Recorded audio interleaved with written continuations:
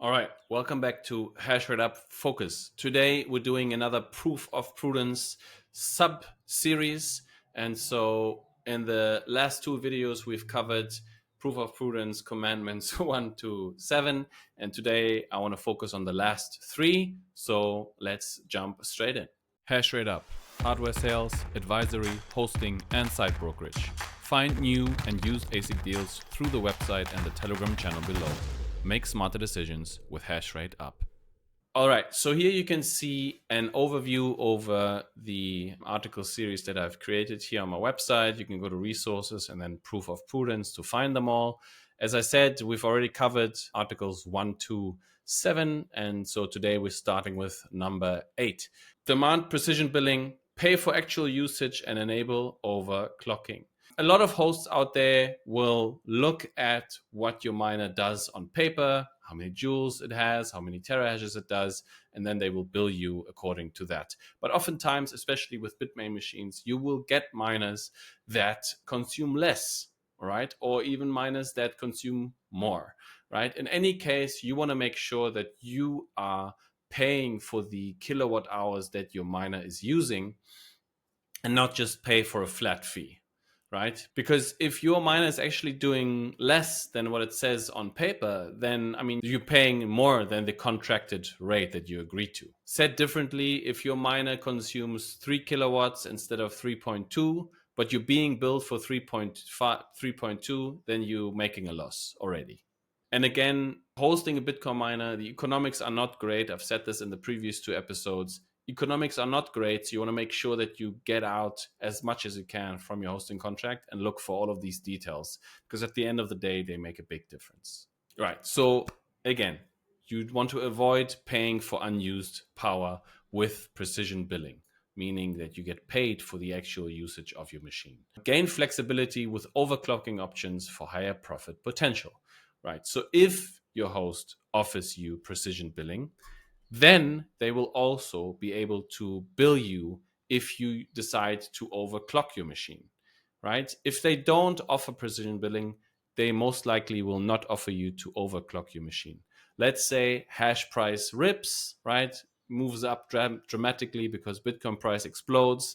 Now you want to get as much out of the machine as possible, and you decide, hey, I'm going to overclock it for the next month to make sure that I make as much money as possible because my margins have just grown, right? If you don't understand what hash price is yet, please feel free to go to my other videos in the HashrateUp Focus series, where I cover hash price in multiple videos to give you guys a fundamental understanding of what that is. So again, it's for overclocking, it's for underclocking, and you want to pay for the kilowatt hours that you actually use. It just gives you more flexibility to manage your machine and to work with the host to get the most out of your miner. Let's move on to number 9. Ensure repairs are affordable to minimize downtime losses, right? You want to make sure that you understand what the costs for repair are beforehand.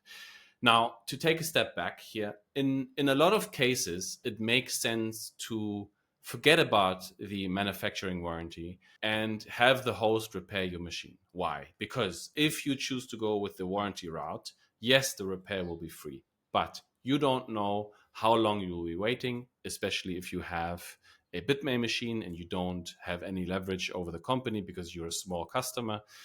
You have to pay for logistics there, you have to pay for logistics back. And very importantly, you're losing out on profits, right? So if it takes 2 months to get your machine repaired and back with the host, you're losing 2 months of profits as well, which of course is opportunity cost. So that's why I say in most cases, it makes sense to pay the host for the labor and the parts and have them repair it. If that is your best option, you have to, of course, make sure that the repair charges are not super inflated and high and that they don't sell you way overpriced parts, right? First. So this is something where you can be prudent beforehand and avoid costly mistakes simply by asking them, what is the repair cost should something go wrong with my machine? So we've covered this. Consider repair logistics to reduce costs and downtime, right? So that's an extra cost. You have to evaluate the impact of downtime on your earnings. So that those are the lost profits that I talked about. You want to look for hosts with a transparent repair policy and reasonable fees. And then you want to plan for repair accessibility to maintain uptime and profitability, right? So you want to, what this means is you want to choose a host that is actually able to repair. There might be some repairs that some hosts can do and some cannot, right? You want to make sure that they maybe have a good relationship with a repair facility where they can do more advanced ASIC repairs. Also super valuable to have if you want to resell your machine and you want to refurbish it before you sell it to somebody else, right? Those are all good things to look out for before you buy your machine and before you sign the hosting contract.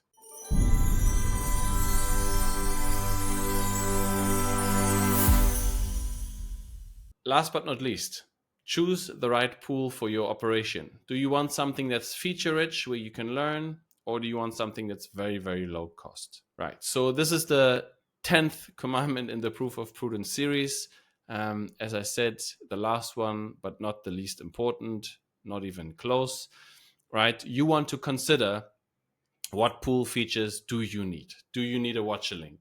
Do you need an ability to split your payments? Do you want to have different user access roles for your accountant or some other reason, right?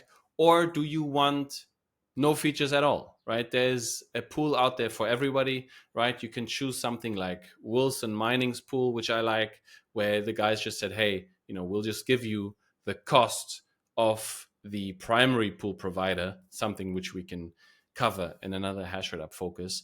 And the cost is like 0.38% for FPPS pooling, which does the same exact thing as a Brains pool or a Luxor pool, which is very, very feature rich, right? Has a great dashboard, gives you something again to learn from, gives you detailed balances for your accountants and all of that stuff. So you have to decide what you need. So the second point here, leverage detailed payout and revenue statistics, we've already covered. This might be important to you. It might not be important to you. If you at some point find yourself not looking at your pool anymore, it doesn't make sense to pay 2.5% to just receive sats in your wallet, right? There are definitely cheaper options to do the exact same thing. However, that might not be your demand. Benefit from user-friendly dashboards for seamless monitoring. This is also another thing, right? If you feel more comfortable with a beautifully built dashboard and you can view back history, you can compare it to what your foreman dashboard is maybe telling you, that might be extra value to you and something that you can make use of. Then, very importantly, of course, what payout method do you want, right? Again, we can go into different payout methods with a different HashrateUp Focus video. It boils down to this though. Are you reliant on frequent payouts or are you reliant on regular payouts, right? This is why FPPS is often chosen over a ocean pool, which offers PPLNS payout schemes. FPPS basically meaning that the pool buys the hash rate from you and regularly pays you for it. And PPLNS meaning the pool receives rewards when actual blocks are found and mined by the pool, and then they pay you out from those rewards. All right, again, we'll focus on this another time, but for now, when it comes to choosing your pool, it's important to understand, do you need regular payouts to maybe cover the hosting bill? Or is that not really important and you have enough liquidity and you can maybe go with something like an ocean pool, which will pay you out every 60 days, depending on whether the threshold has been reached or not, right? So it's about regularity on this one. Seek expert advice. Again, this is not a very simple topic, I think. So seek somebody's advice who understands these things in more detail. I could be one point to reach out to for this. Let me know if you need help here, but definitely make sure that you choose a pool that is right for your operation. This covers it. All 10 Proof of Prudence articles. All right, again, so you can come here and view all 10 of these article series by going to resources and then Proof of Prudence. If you decide, yes, I would like to buy a miner, then feel free to reach out to me. We'll find you a good host and make sure that all bases are covered. And yeah, I'll see you next time.